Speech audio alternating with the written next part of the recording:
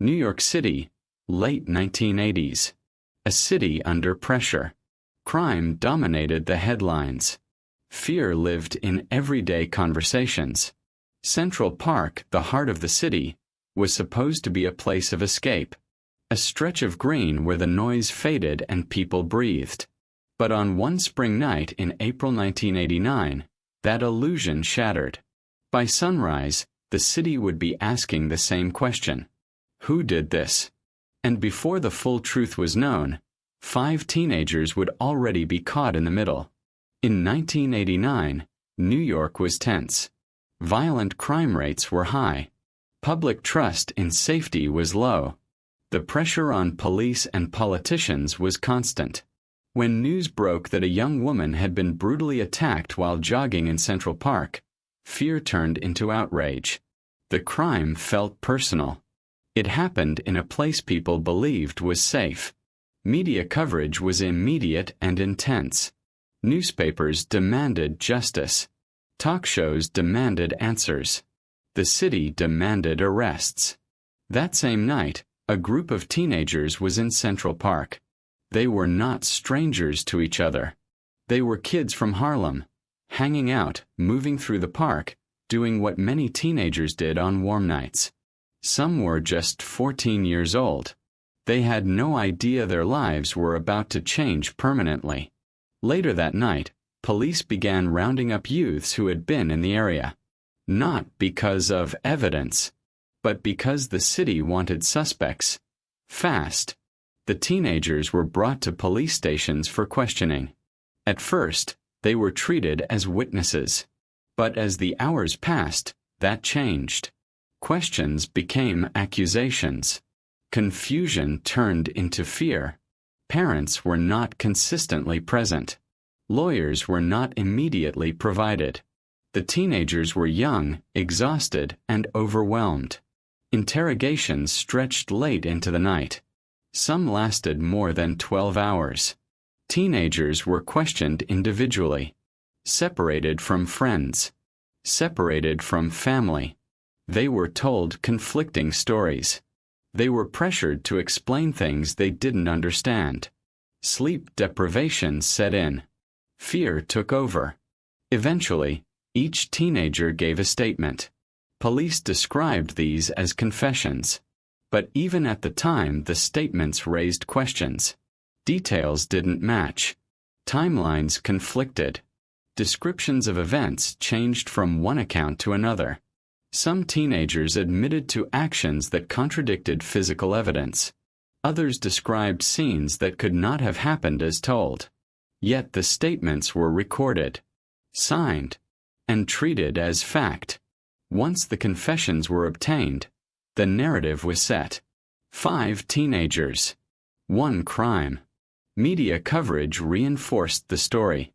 Photos appeared in newspapers. Public opinion hardened quickly. Before a trial ever began, many minds were already made up. Despite the seriousness of the crime, something was missing. There was no DNA evidence linking the teenagers to the attack. No physical proof placing them at the scene of the assault. The case rested almost entirely on the confessions. Confessions obtained after hours of interrogation. Confessions from minors. But the city was under pressure, and the case moved forward. By the time the teenagers were formally charged, the damage was already done. They were no longer just kids from Harlem. They were defendants in one of the most high-profile cases in New York history. Their names would soon be known across the country. Their faces would appear on television screens. And their childhoods were already over. The arrests were made. The story was set. But the trials had not yet begun. And the worst consequences were still ahead. The trials began in 1990. By then, the case had already shaped public opinion. Television networks followed every development. Newspapers framed the story as settled fact. Inside the courtroom, the atmosphere was heavy. The teenagers sat quietly beside their attorneys. Across from them, prosecutors presented a simple narrative. Confessions proved guilt. The prosecution relied almost entirely on the statements given during interrogation. There was still no DNA evidence connecting the teenagers to the crime. No fingerprints. No hair. No physical proof. Instead, the jury heard taped confessions. Confessions given separately. Confessions that contradicted each other. But the weight of authority gave those words power. Defense attorneys raised serious concerns. They pointed to inconsistencies in the statements. They highlighted the lack of physical evidence. They questioned how minors could give reliable confessions after hours of questioning. But in a courtroom shaped by fear and media pressure, doubts struggled to survive. One by one, verdicts were delivered. Guilty. The words echoed through the courtroom. Families reacted in disbelief. Teenagers who had walked into police stations as children were now convicted criminals in the eyes of the law. Sentences followed. Years in prison. Years away from home. Because of their ages, the sentences were carried out in different facilities. Some were sent to juvenile detention centers. Others, including Corey Wise, were sent directly to adult prison. The separation added another layer of trauma. Friends who entered the system together would serve their time apart. For those placed in juvenile detention, daily life was tightly controlled. Schedules replaced freedom. Decisions were no longer personal. Every movement was monitored. Education continued in limited form, but normal teenage life was gone. The message was clear. They were being punished, not protected. For Corey Wise, the experience was harsher. Sent to adult prison at just 16 years old, he faced an environment designed for grown men. Violence was common. Isolation was constant. Survival became a daily challenge. The system offered little mercy for youth. Days turned into months. Months into years. Appeals moved slowly. Hope became fragile. Each denial reinforced the reality. They were expected to accept the verdicts and endure. Families carried the weight outside prison walls. Parents traveled long distances for visits. Phone calls were limited. The emotional cost was constant. Every visit ended the same way, with separation. Teenagers became adults inside institutions. They learned survival skills instead of life skills. Trust became dangerous. Vulnerability became weakness. The prison environment reshaped who they were. Outside, New York changed. Crime rates dropped. New stories replaced old headlines. But for the 5 men, the world had frozen in 1989. Time did not offer progress, only endurance. By the late 1990s, the case seemed forgotten by the public. The convictions stood. The sentences continued. There was no clear path to freedom. And then, unexpectedly, the truth began to surface. The trials were over. The sentences were served. But the story was not finished. Because somewhere inside the prison system, a confession was coming. One that would change everything. For years, the case seemed closed. The convictions stood. The sentences continued. Then, inside a New York prison, something unexpected happened. A man named Matias Reyes, already serving a life sentence for multiple violent crimes, began speaking about the past. He claimed responsibility for the Central Park attack. At first, his words were met with caution. Confessions, after all, had already shaped this case once before. What made Reyes's confession different was detail. He described the attack in ways only the true perpetrator could. Locations, actions, moments that had never been made public. Investigators listened carefully.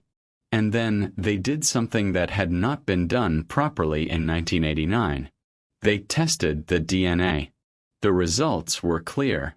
The DNA from the crime scene matched Matias Reyes. It did not match any of the 5 men convicted years earlier. For the first time in over a decade, physical evidence spoke louder than words.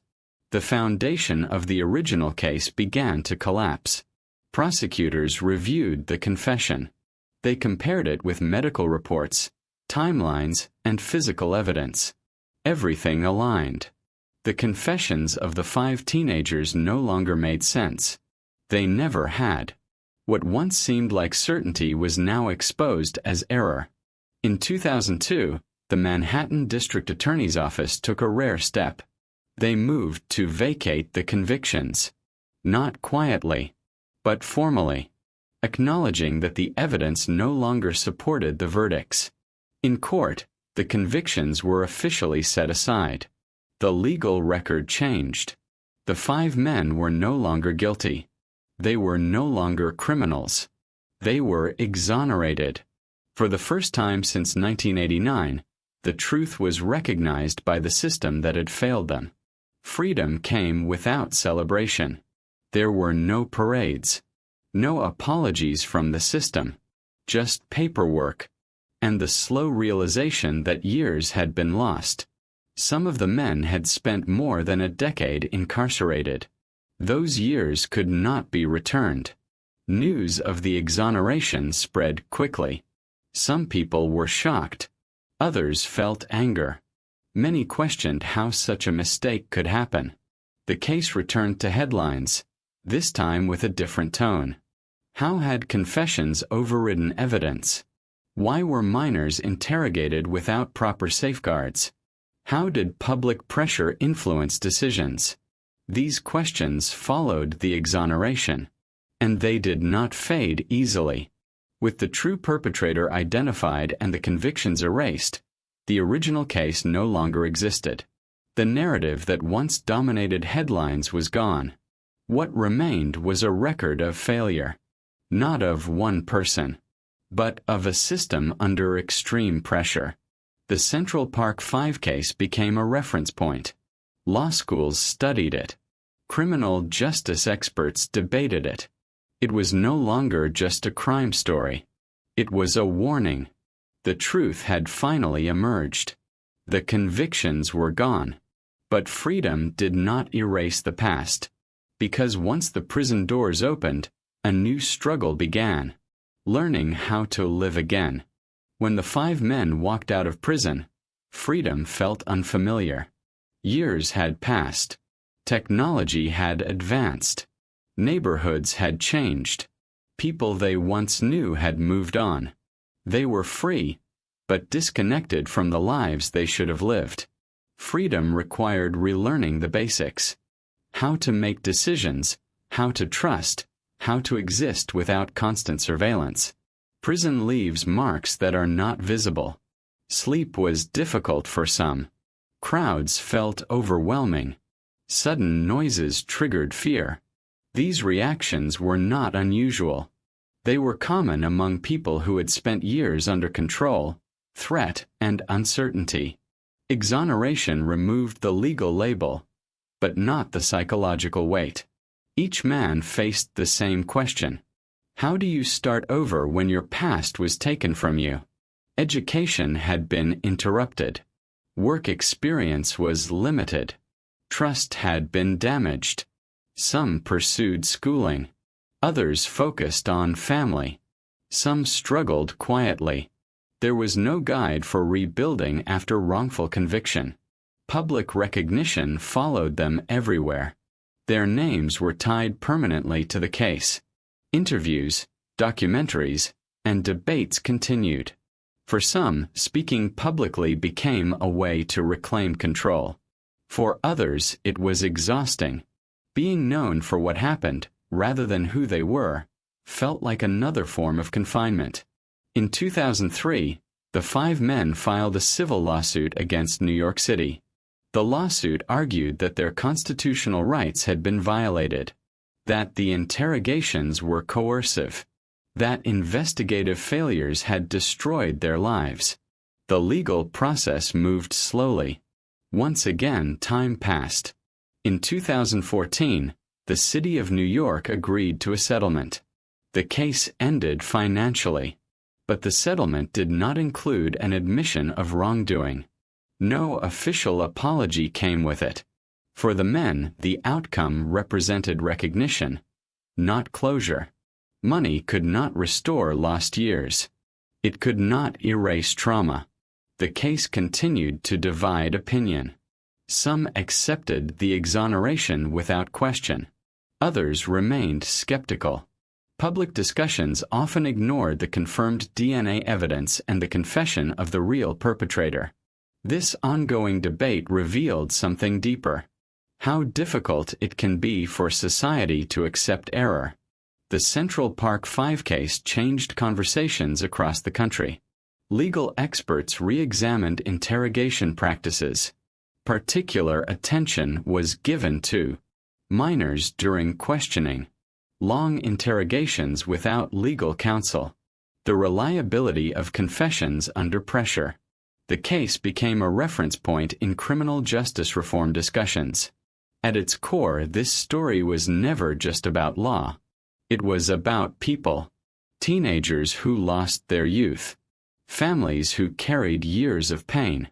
Communities shaped by fear and misinformation. Mistakes in justice systems do not remain isolated. They ripple outward. Over time, some of the men chose advocacy. They spoke about their experiences, not to accuse, but to warn. They emphasized the importance of safeguards, especially for minors. Their voices added weight to conversations about fairness and accountability. Decades later, the Central Park 5 case remains relevant, not because of its notoriety, but because its lessons are unresolved. It challenges assumptions about guilt, confession, and certainty. It reminds us that systems created to protect can fail, especially under pressure. There is no moment where this story fully ends. Freedom arrived, but late. Truth emerged, but contested. Justice was corrected, but incomplete. Some damage cannot be undone. The story of the Central Park 5 is not just about a crime in 1989.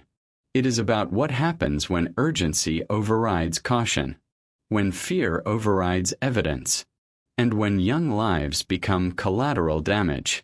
If this happened once, it could happen again. The question is not only what went wrong, but what has truly changed.